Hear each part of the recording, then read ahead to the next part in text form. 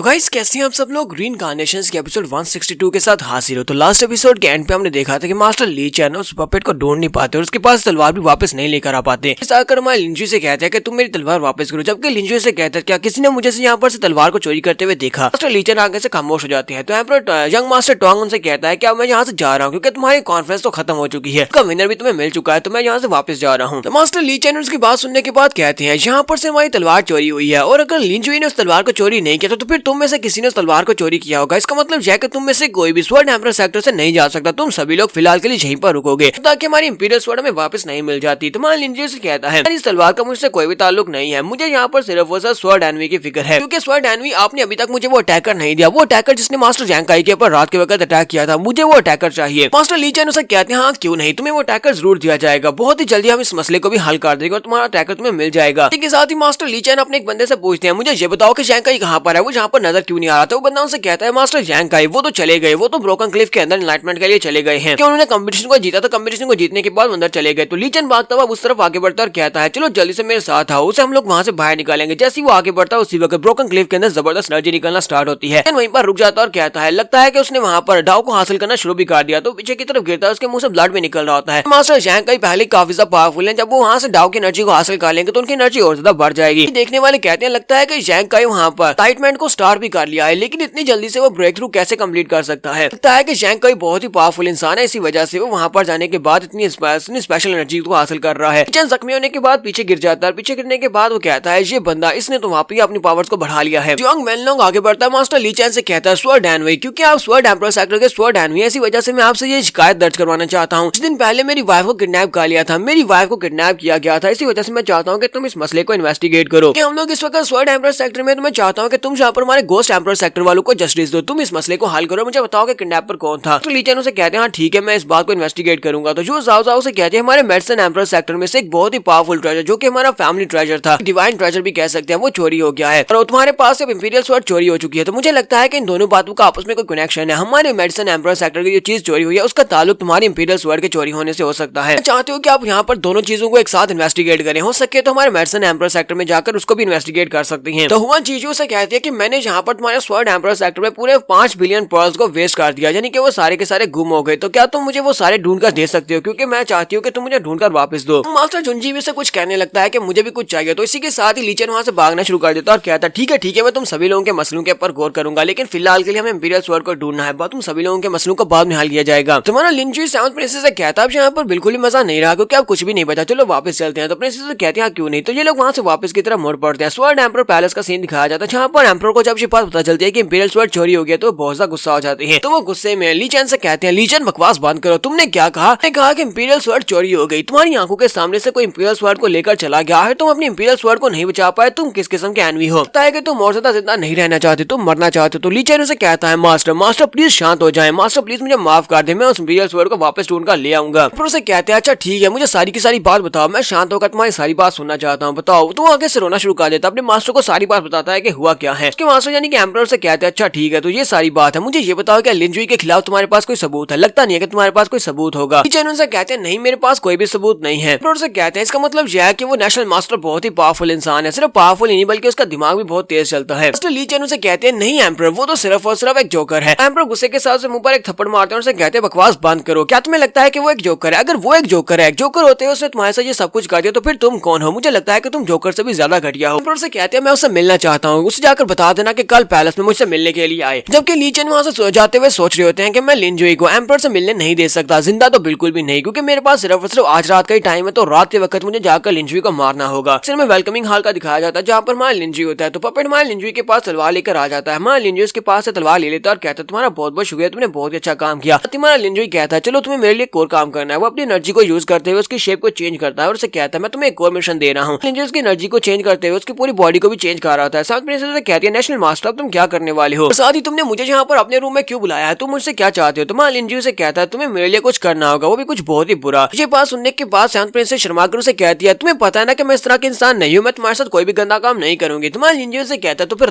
बताओ तुम किस किस्म के इंसान हो? सेवंथ प्रिंसेस आगे से खामोश हो जाती है। दूसरी तरफ हमारा लिंजुई अपने पपेट को अपनी शेप दे देता है, अपनी शक्ल दे देता है, साथ ही अपनी डिवाइन सेंस का थोड़ा सा हिस्सा उसकी बॉडी में डाल देता है ताकि पता चले कि वो वाकई में लिंजुई है। लिंजुई से कहता है परेशान होने की जरूरत नहीं है, मैं तुम्हारे साथ कुछ भी गंदा करने के लिए तुम्हें यहाँ पर नहीं बुलाया, पूछता है क्या तुम्हारे पास कोई ब्लैक ड्रेस है जो कि नाइट में पहनी जा सके।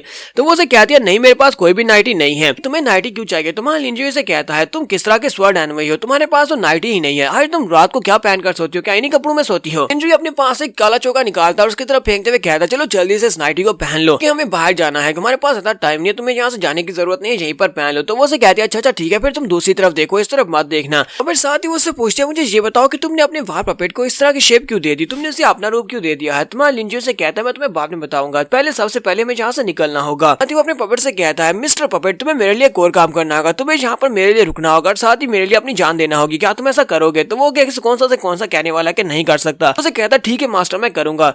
लिंजी प्रिंसेस को अपने साथ लेता है, दोनों ही काली ड्रेस पहनने के बाद वहाँ पर घर से बाहर निकल आते हैं। आने के बाद सैम प्रिंसेस से कहते हैं मुझे बताओ कि क्या चल रहा है। तुम्हारा लिंजी से कहता है हम लोग स्वर्ड एम्परर से मिलने के लिए स्वर्ड पैलेस में जा रहे हैं। तो वो उसकी बात सुनने के बाद हैरान होती है और उसे कहती है क्या तुम पागल हो गए हो, क्या तुम्हें लगता है कि स्वर्ड एम्परर से मिलना इतना ज्यादा आसान है जब उनसे आधी रात के वक्त मिलने के लिए जा रहे हैं। उसने हमारे ऊपर अटैक कर दिया तो फिर हम लोग क्या करेंगे। तुम्हारा लिंजी से कहता है तुम्हें परेशान होने की जरूरत नहीं है, मेरे पास इंपीरियल स्वर्ड भी और साथ इंपीरियल जीथर है, यानी कि मेरी पावर उसके ज्यादा है। तो हमारे ऊपर अटैक करता है तो हमारे सामने टिक नहीं पाएगा और हमें नुकसान नहीं पहुंचा पाएगा। चलो चलते हैं। दोनों इंपीरियल पैलेस की तरफ निकल पड़ते हैं। जबकि 15 मिनट के बाद का सीन दिखाते हैं कि ली चेन हमारे लिंजी के रूम के बाहर आता है। वो देखता है कि लिंजी अंदर सो रहा है तो वहीं पर खड़े खड़े अपनी स्पेशल टेक्निक को यूज करते हुए उसके अंदर एक बॉम्ब फेंकता है। वो जो स्पेशल एनर्जी से बना हुआ बॉम्ब होता है उसके अंदर से बहुत सारी तरंगे निकलती हैं, वो सारी की सारी एनर्जी रेज होती हैं। वो सारी एनर्जी रेज उसकी बॉडी के अंदर धंस जाती है जो पपेट वहां पर पड़ा होता है। हमारे लिंजी के पपेट के बॉडी के अंदर वो सारी धंसती है तो हमारा पपेट वहीं पर मर जाता है। ये देखने के बाद ली चेन काफी खुश हो जाता है कि वो मर गया। तो उसके बाद दूसरा सीन दिखाते हैं हमारे लिंजी का। लिंजी व शांत प्रिंसेस दोनों पैलेस के ऊपर चले जाते हैं तो वहां से नीचे उतरते हैं, दरवाजे के सामने खड़े हो जाते हैं। तुम्हारा लिंजी कहता है जीथर एम्परर सेक्टर का नेशनल मास्टर यहाँ पर स्वर्ड एम्परर से मिलने के लिए आया है, क्या आप दरवाजा खोलेंगे। थोड़ी देर के बाद उनका दरवाजा नहीं खुलता। शांत प्रिंसेस से कहती है तुम्हें नहीं लगता कि आधी रात के वक्त यहाँ पर हम लोग आए हैं, हमारे लिए दरवाजा खोला जाएगा। हमारे लिए मुझे तो नहीं लगता दरवाजा खोला जाएगा, यहाँ पर कोई गार्ड क्यों नहीं है, हम लोग इंपीरियल पैलेस में और इंपीरियल पैलेस में एक भी गार्ड नहीं है, क्या कुछ गलत है। तुम्हारा लिंजी से कहता है नहीं यहाँ पर कुछ भी गलत नहीं है। स्वर्ड एम्परर एक बहुत ही पावरफुल इंसान है, इतना पावरफुल इंसान है कि उसे किसी गार्ड की जरूरत ही नहीं है, इसी वजह से वो यहाँ पर गार्ड नहीं रखता। तुम्हारा लिंजी इस बात से गुस्सा होता है कि उसने आगे से जवाब नहीं दिया। वो दरवाजे पे किक मारता है और कहता है जबकि तुम अंदर हो इसके बावजूद तुम जवाब नहीं दे रहे तो इसका मतलब है कि मैं अंदर आ सकता हूँ। तो वो दरवाजे को तोड़कर अंदर आ जाता है। जबकि प्रिंसेस सोच रही